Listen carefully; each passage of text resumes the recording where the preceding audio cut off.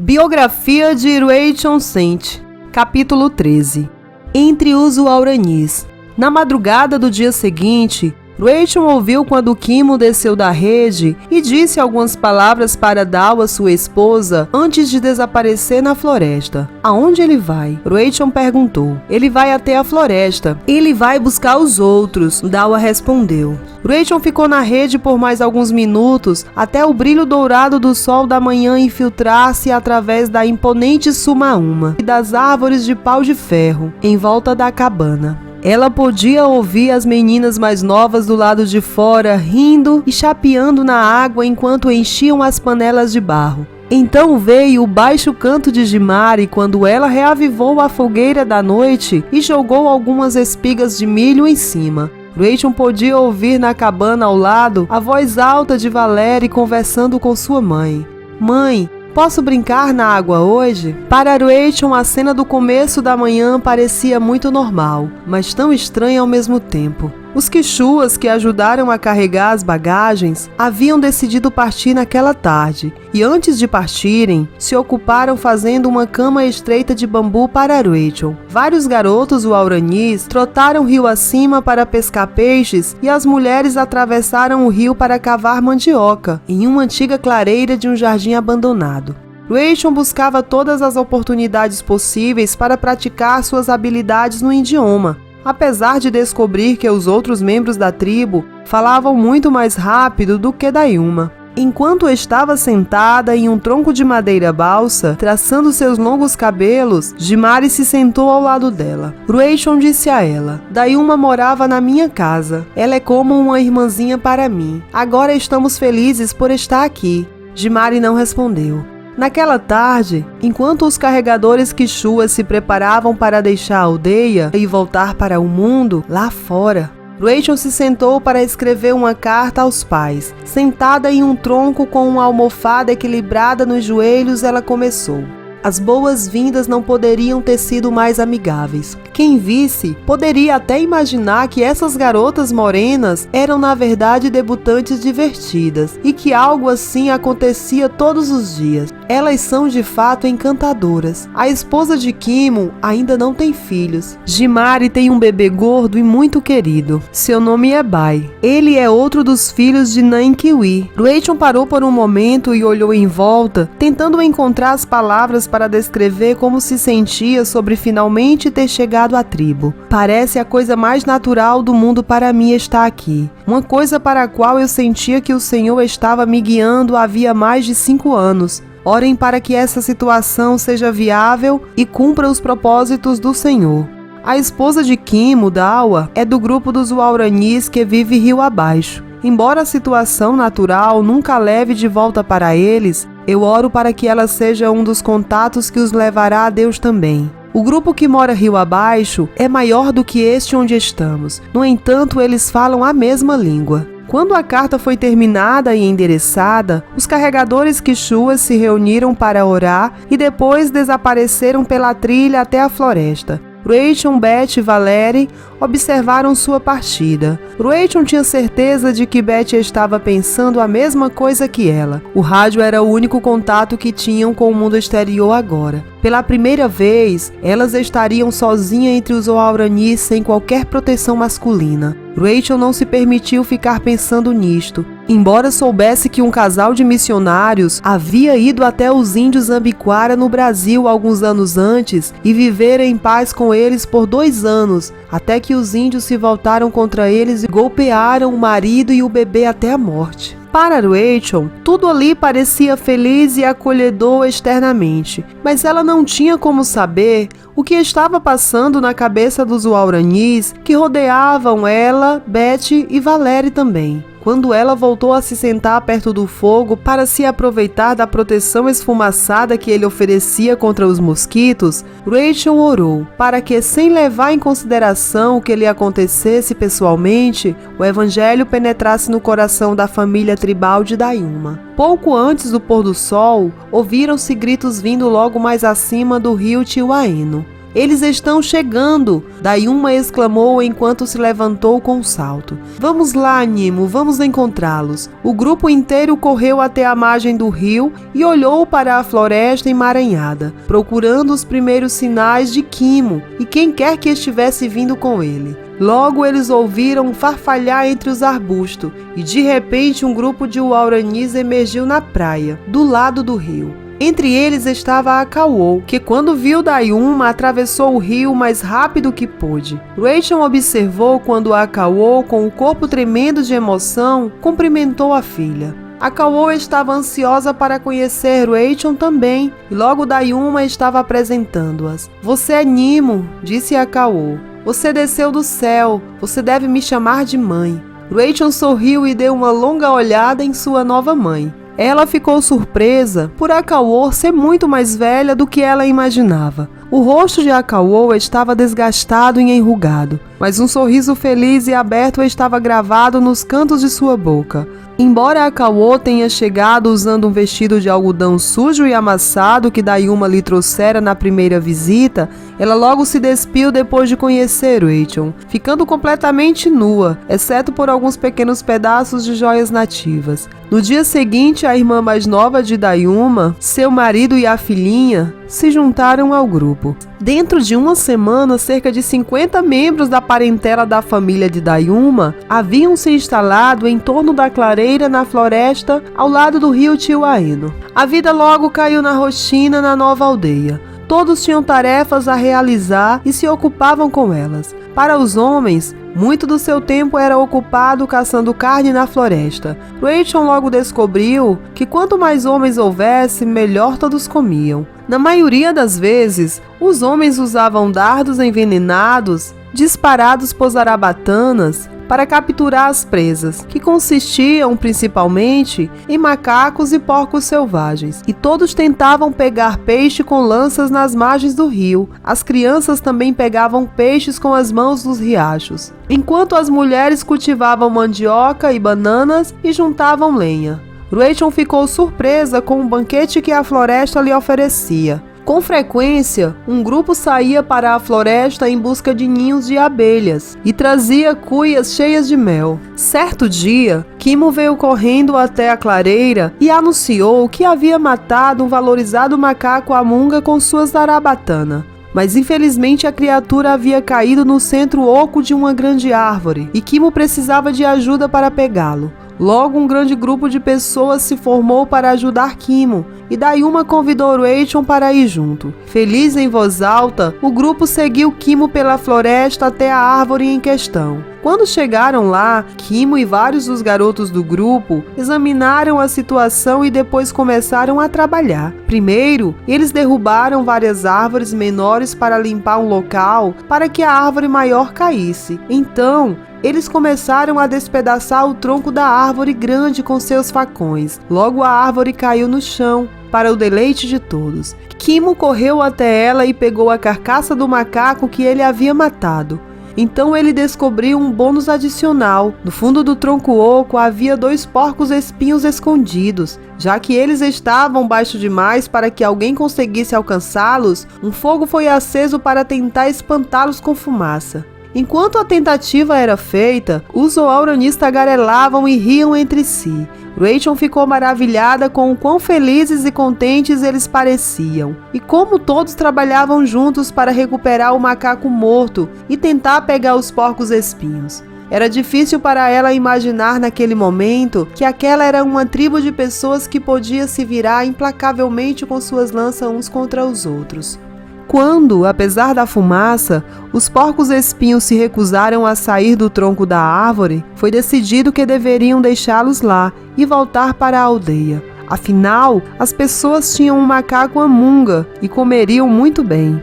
A maioria das coisas que os Wauranis comiam, Rachel podia comer também. No entanto, ela traçara um limite quanto a comer cabeça de macaco. Ela podia até comer as pernas peludas e assadas dos macacos, mas a cabeça a fazia lembrar das cabeças encolhidas que os índios chapras preparavam com a cabeça decepada dos inimigos. Rachel logo descobriu que os Wauranis não se sentiam insultados por ela não comer a cabeça dos macacos. Para eles, a cabeça era uma iguaria. Quanto menos pessoas a comessem, mais sobraria para os outros comerem. Então eles nunca a pressionaram para comê-la. Todos os dias pareciam passar praticamente iguais, a menos que uma anta, um cervo ou um porco selvagem fosse pegos à lança. Então acontecia uma festa na aldeia. Para Rachel e Betty, os dias eram preenchidos com o estudo da língua e o trabalho diário de permanecer vivas e limpas na floresta. Ao contrário dos Wauranis, as duas mulheres tinham roupas para lavar e secar nos arbustos próximos e cartas para escrever, na esperança de que logo encontrassem uma maneira de levá-las a um correio. Rachel também assumira a tarefa de desenhar uma árvore genealógica para a tribo. A tribo estava mais emaranhada do que ela poderia imaginar. Os Wauranis usavam as mesmas palavras para pai e tio e para mãe e tia. Isso tornava as coisas extremamente difíceis, como o fato de os homens poderem se casar com mais de uma mulher. Muitos fatos surgiram. Quando Rachel fez perguntas sobre parentesco entre eles e ela, se deparou com a brutalidade do sistema de vingança. Rachel notou que Akauo, a mãe de Dayuma, tinha visto seu pai, um de seus irmãos, duas irmãs, um marido, um filho, uma filha e um genro serem mortos por golpes de lança, bem como muitos outros parentes mais distantes. No processo da pesquisa, Rachel também descobriu as identidades de todos os homens que mataram Nat e os outros 4 homens. Os tios de Dayuma, Jikita e Kimo, Nimonga, Jiui e Minkai. Rachel também descobriu os acontecimentos que levaram ao assassinato. A história angustiante era de traição e ignorância. Nanki e Jimari, a quem os missionários se referiram como Jorge e Dalila, queriam se casar, mas Akauo não gostava de Ninkiwi e não lhes dava permissão para se casarem.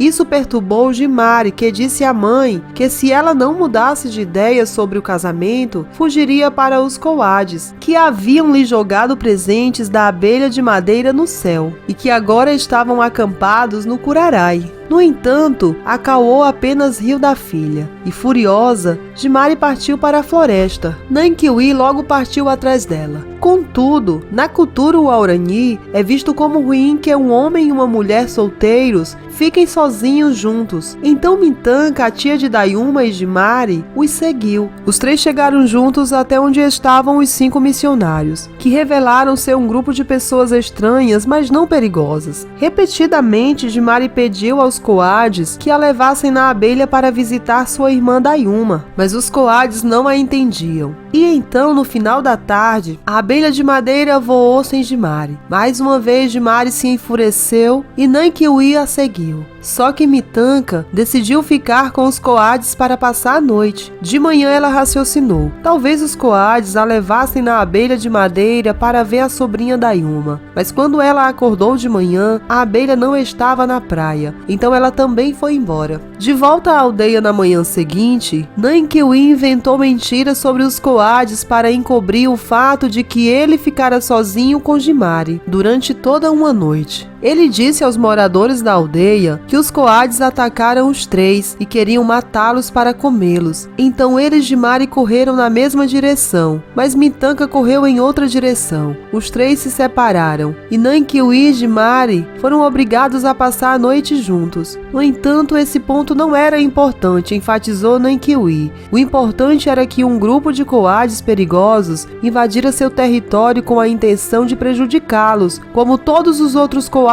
tinham feito no passado, e eles deviam fazer algo a respeito. Os Wauranis haviam esperado que os coades na abelha amarela fossem amigáveis. Afinal, eles haviam deixado muitos presentes para eles. No entanto, agora eles sabiam que isso não era verdade. Nankiwi havia dito isso para eles. Este é o trabalho de um inimigo inteligente, disse Jikita a todos. Apenas o inimigo esperto fingiria ser amigável e depois atacaria. Com sua abelha de madeira e presentes, estes coades são mais espertos. Jikita continuou a enumerar todas as coisas terríveis que os outros coades lhes haviam feito ao longo dos anos. Suas histórias atiçaram os jovens da aldeia em um estado de frenesi de ódio. E os homens começaram a afiar novas lanças para matar os coades às margens do rio Curarai. Quando Mintanka chegou à aldeia, ela disse a todos que Nankiwi havia mentido, que estes coades eram pacíficos, mas já era tarde demais. Em seu estado frenético, os homens partiram para o Curaray. Os homens da etnia Huaurani encontraram Nath e os outros 4 missionários descansando na praia. Eles usaram 3 mulheres que tinham ido com eles como chamarizes para atravessar o rio e chamar a atenção dos coades, enquanto os homens rastejavam por trás dos missionários para os atacar. Em poucos minutos, os 5 coades foram atingidos com as lanças até a morte. O inimigo que invadiu o território dos Huauranis fora derrotado e o grupo logo voltou para a aldeia para comemorar. Ruechon também descobriu que Nankiwi, cujas mentiras levaram ao assassinato dos 5 missionários, fora atacada e morrera cerca de 1 ano após o ataque aos 5 homens. Ao se aprofundar na árvore genealógica do grupo, Ruechon foi confrontada com o quão devastador era o constante assassinato dentro da família. Quando ela deixara seu povo 12 anos antes, Dayuma estimava haver uns 200 membros em sua extensa família. Agora, cerca de 40 parentes de Dayuma ainda estavam vivos, e a maioria dos 160 que estavam mortos haviam sido mortos por golpes de lanças. Como se isso não bastasse, Ruechon logo ficou cara a cara com a terrível facilidade com que um Huaurani matava outro à lança. Quando um dos garotos menores na vila morreu, Ruechon encontrou o pai dele, Tidonka, afiando uma lança feita de uma palmeira chonta. Quando ela perguntou a Tidonka o que estava fazendo, ele respondeu: "Meu filho morreu. Por que minha filha inútil deveria viver?" Percebendo que Tidonka estava planejando matar a filha e enterrá-la junto ao corpo de seu filho, uma prática comum entre os Huauranis, Ruechon correu até Tidonka, arrancou a lança da sua mão e fugiu para a floresta. Quando Ruechon finalmente se atreveu a voltar para sua cabana com a lança, várias horas depois encontrou Kimo, montando guarda para protegê-la da raiva de Tidonka. Ruechon esperou e orou para que suas ações não levassem à morte de Kimo. Felizmente, elas não levaram. Sem a lança, Tidonka decidiu não matar a filha, e depois de enterrar o filho, sua raiva contra Ruechon diminuiu. No dia seguinte, Ruechon devolveu a lança de Tidonka. Foi um gesto de confiança. Tidonka poderia facilmente ter se aproveitado e usado a lança contra Ruechon. No entanto, ele pareceu entender a natureza do gesto. Ele aceitou a lança, e ele e Ruechon se tornaram bons amigos. Com o passar do tempo, Ruechon tornou-se mais sobrecarregada pelos desafios que enfrentava para traduzir as escrituras para o idioma Huaurani. O trabalho tornava-se mais assustador a cada dia que passava. A tribo não tinha noção do significado de compra, venda ou negociação. Se sobrava comida, era partilhada com os outros. Se não, tudo era comido pela família da pessoa que a buscara ou recolhera. As pessoas também não tinham designações de emprego,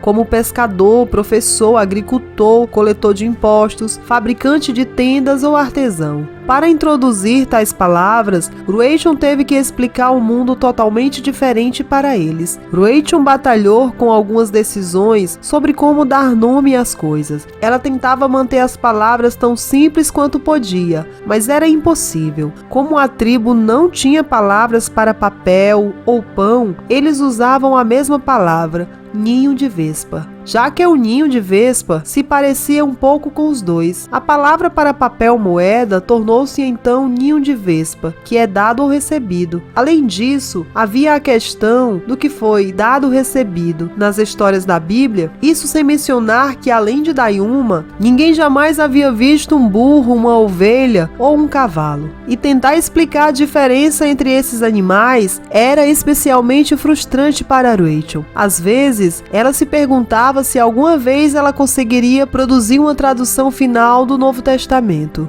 Ruechon e Beth dependiam bastante da ajuda de Dayuma. Em certo sentido, Dayuma tornara-se a missionária central de sua tribo. Ela começou a explicar ao grupo coisas sobre o mundo exterior. Ela os ensinou a contar os dias em unidades de 7, como no mundo exterior. Então, na madrugada do primeiro dia, ela realizava um culto na cabana de Kimo e Dawa. As pessoas descansavam nas redes ou se sentavam no chão ou em troncos colocados do lado de fora fora, enquanto Dayuma lhes contava histórias cristãs e sobre os escritos de Deus, a Bíblia. Dayuma também ensinava as pessoas a cantarem nos cultos com uma linha, ou melhor, recitá-las com um ritmo menor e anasalado, a versão Guarani de cantar. Ela também liderava o grupo em longas orações. Levou muito tempo para os membros do grupo se acostumarem com a ideia, pois não tinham a noção de que podiam se dirigir de modo direto a Deus. Dayuma dizia a todos enquanto ela orava para fechar os olhos como se fossem dormir. Se as pessoas começassem a falar durante a oração,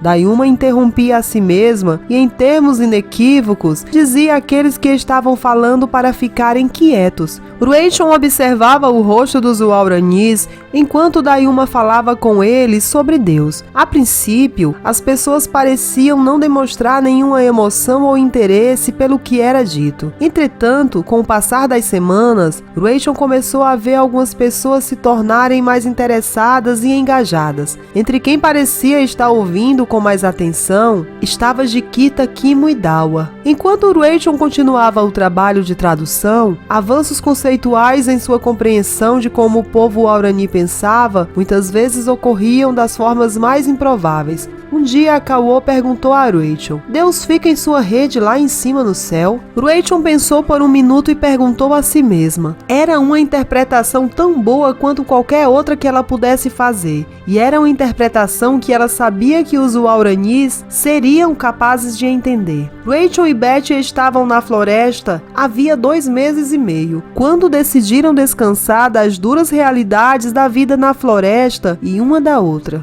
Ruechon achava que Betty era a pessoa mais teimosa que ela já conhecera, e Betty dissera a Ruechon que achava o mesmo dela. Elas muitas vezes se desentendiam a respeito da melhor maneira de fazer o trabalho de tradução, e em dezembro de 1958 estavam exaustas. Ruechon e Dayuma foram para Wycliffe, enquanto Betty e Valerie foram ficar com Marilu em uma casa de hóspedes em Quito. Ruechon e Dayuma retornaram primeiro à aldeia, e Betty voltou em março de 1959 com uma carta para Ruechon de Cameron. Na carta, Tio Khan dizia a Ruechon que havia encontrado alguém para escrever a história da vida de Dayuma. A escritora era Emily Wallace, uma colega da Wycliffe. Emily acabara de escrever o livro Faltam Ainda 2.000 Línguas, que contava a história da Associação Wycliffe para a tradução da Bíblia desde a fundação. Ruechon mantinha uma mescla de sentimentos sobre a ideia do livro desejado por Tio Khan. Embora achasse que a história da vida de Dayuma valesse a pena ser escrita, Ruechon ficava reticente em relação ao que a exposição maior ao exterior poderia causar à frágil tribo Guarani.